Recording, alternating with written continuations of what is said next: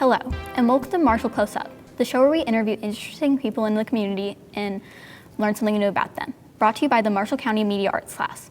My name is Olivia Flickinger, and today I'm here with Juan Soto. Thank you so much for being here today. Thank you for having me. So, Juan, I understand you aren't originally from Kentucky. Where did you grow up?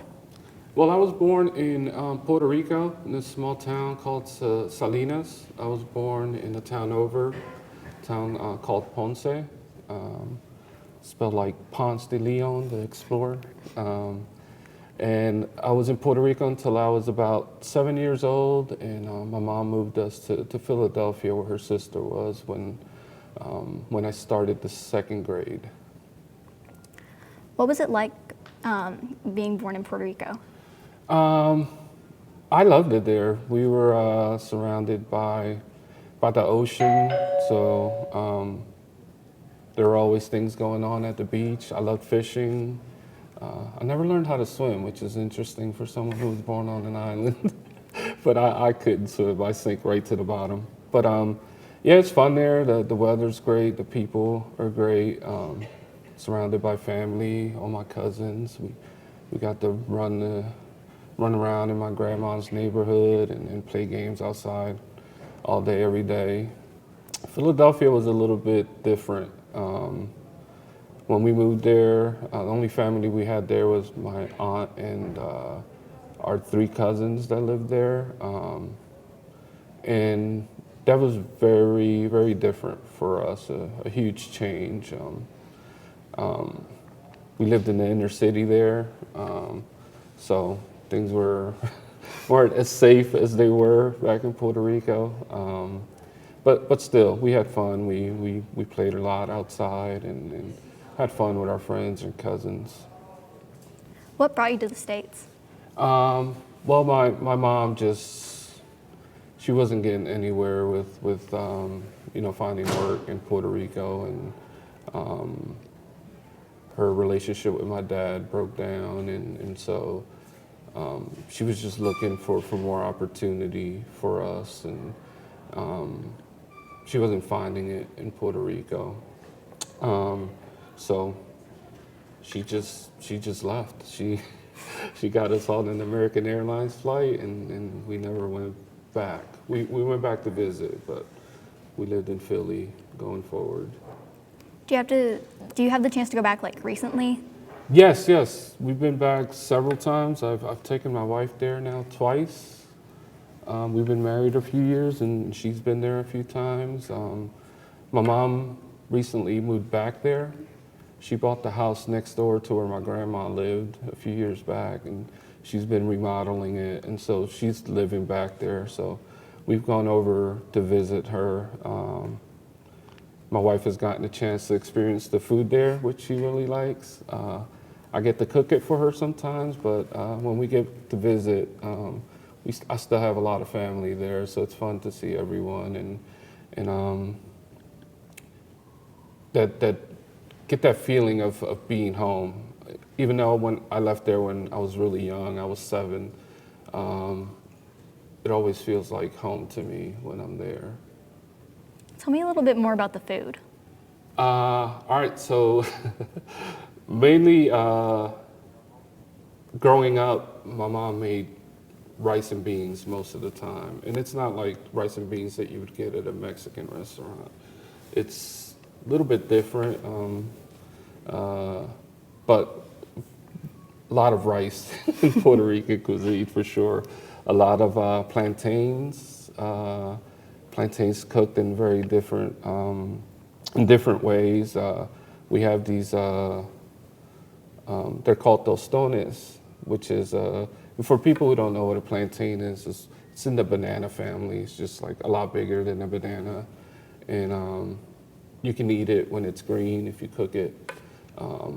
It's basically, so tostones, what those are is you take a plantain, you cut it up into pieces, you fry it, then you squish it, and then you fry it again. And it's really good. My wife loves it. But so yeah, a lot of rice and beans, pork, chicken. We have a couple cooking bases that we use. So there's a lot of there's a seasoning called adobo, which is kind of like a mix of like salt, pepper, and cumin and garlic, kind of like a seasonal. Then there's sazon, which has some food coloring and some other spices. And then we have the main ingredient in the Puerto Rican food that makes it taste really good. It's called sofrito. So you take like green peppers, onion, garlic, something called culantro, and I'm forgetting the name in English right now. But you take all of that, you make it into like a pulp, you put it in a blender, make it into a pulp, and that's the cooking base for a lot of Puerto Rican dishes. What do you miss most about Puerto Rico? I miss the culture there. That things are a lot more laid back there.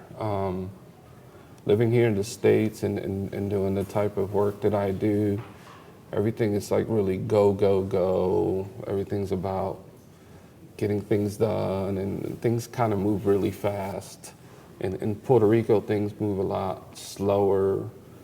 People put a little more emphasis on spending time with family, spending time at home instead of the go, go, go nature of living here and trying to advance and make money and get a better job and get the next job and the next promotion.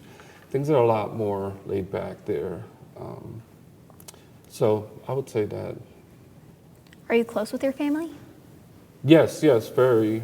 My mom would spend hours on the phone with me every day if I let her. But we talk a couple times a week. And I'm really close with the people around me, my stepkids and my wife. I have two sons. They're grown. One lives, I live in Ballard County. He lives in McCracken. And then my other son moved away for work to Oklahoma City. But we all keep in contact. And I have two little grandkids, and I love them to death. And so I'm really close to everyone around me. I have a couple brothers too. One's in Jamestown, New York, and the other one's in Newcastle, Delaware. And we see each other at Thanksgiving every year. They come down to visit, and we stay in touch. So yes, I'm very close to my family. You said you lived in Philadelphia. Are you a Philly sports fan? Yes, I've been a big Philly sports fan since I would say 87, 88, I discovered American sports, especially football, which I didn't know anything about in Puerto Rico. Puerto Rico knows nothing about American football, but my cousin introduced me to the Eagles in 1987, 88, in that time frame, and I've been a huge fan of them ever since. And I still follow the Eagles. I've kind of, when I was living in Philly 13 years ago, I followed all the sports teams, the Sixers, Flyers, Phillies. But I've kind of grown out of the other sports a little bit. I don't follow them as closely, but I still follow the Eagles. And so, yes, I'm a huge Philly sports fan. My sister loves the show It's Always Sunny in Philadelphia. Is the show accurate to your experience living there? That show is based in South Philadelphia. I lived in North Philadelphia, and different parts of Philadelphia can be like different worlds, pretty much. It's almost like they're not the same state even. But from what I could tell, the time I spent in South Philadelphia, yes.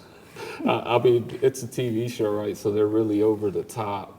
But yes, there's people like that by the thousands in Philadelphia. We're all a little bit crazy for there's been a few episodes on that show where they're following the teams. Like when the Eagles went to the Super Bowl, they did an episode where they were trying to get to the game. And yes, parts of it are very accurate, I would say. What do you do for a living? I work in IT. I've been working in IT since 2004. So right now my title is System Senior Analyst. So I work on back-end systems for a major insurance company based out of Chicago. So basically we keep the systems running that run the applications that make the business money. That's pretty much the best way to explain it. The systems that people use to communicate, the email system. We run the back-end infrastructure that supports the applications that the business uses to make the company money. Have you always wanted to do a job in IT? No, that was my fallback. When I was a kid, I wanted to go into medicine. That was my dream. I wanted to be a surgeon. Looking back now and how grossed out I get with medical stuff, I think it was definitely a blessing that I don't think that was a good fit for me. That would have been a good fit for me. But IT is something I kind of fell into after my son was born. I didn't have really any direction on a career. I was just kind of, working odd jobs, whatever came up, and I knew I needed to work on my education a little more and get into a career that I can grow into, and at the time that just seemed like a natural fit for me. Do you work from home? Yes, I do. I work from home right now. I've worked from home for the last, say, 5-6 years. Right around the time COVID hit, I was working for a company here in Paducah, and they sent us all home.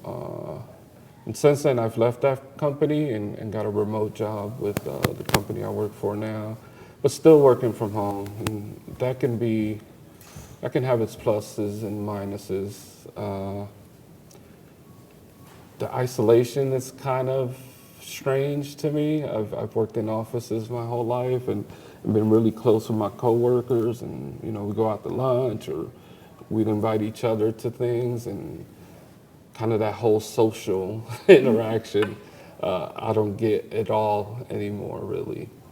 So it's my dogs are home with me, so I've gone from being around people and interacting with people day in, day out to like my dogs are my friends pretty much at work. So do you prefer working from home, or would you go back to an office? I think I would go back if the right opportunity came along. There's conveniences around working from home, but I never really had an issue with when I was working in the office with getting time off when I had an appointment or things came up. I was able to go and do them. In IT, you put in a lot of after hours work, right? So during the day, if you have something to do, companies are typically pretty flexible in letting you go out and do those things, because you might get a call at 2 in the morning and work all weekend one day or one weekend. So I've never had an issue with the flexibility of getting things done when I need to. So I think I would do that. Is there anything else you want the viewers to know about you? Let me see.